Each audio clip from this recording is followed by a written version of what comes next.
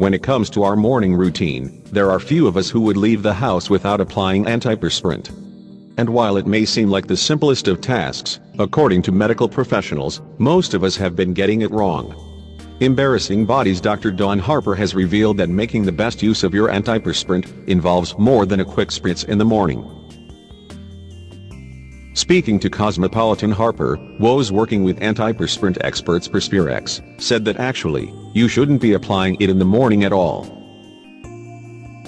Speaking to the magazine, she said, apply at night before going to bed, to allow to dry fully.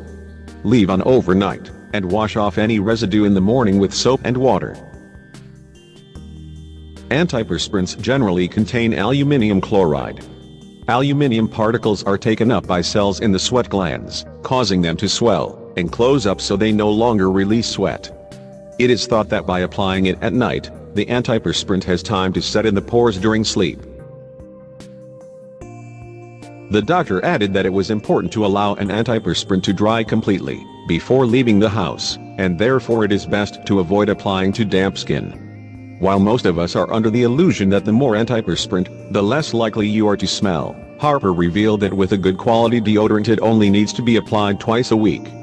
She added, apply 2 strokes up and 2 strokes down to each armpit. You should only need to do this once or twice a week. Other helpful tips for perspiration: take hot baths before holidays.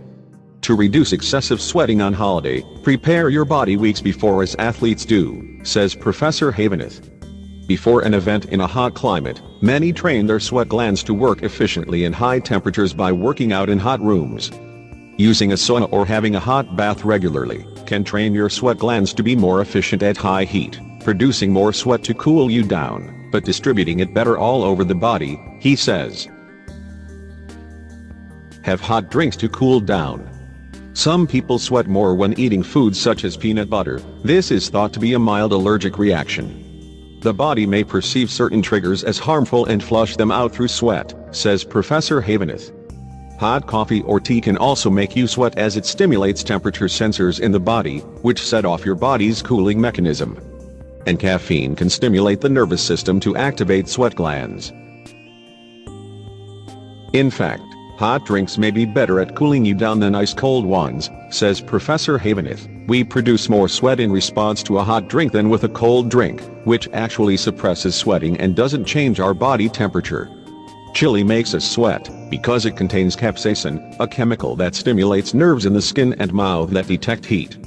Body temperature hasn't changed, but the nervous system has been fooled by these chemicals, explains Professor Haveneth.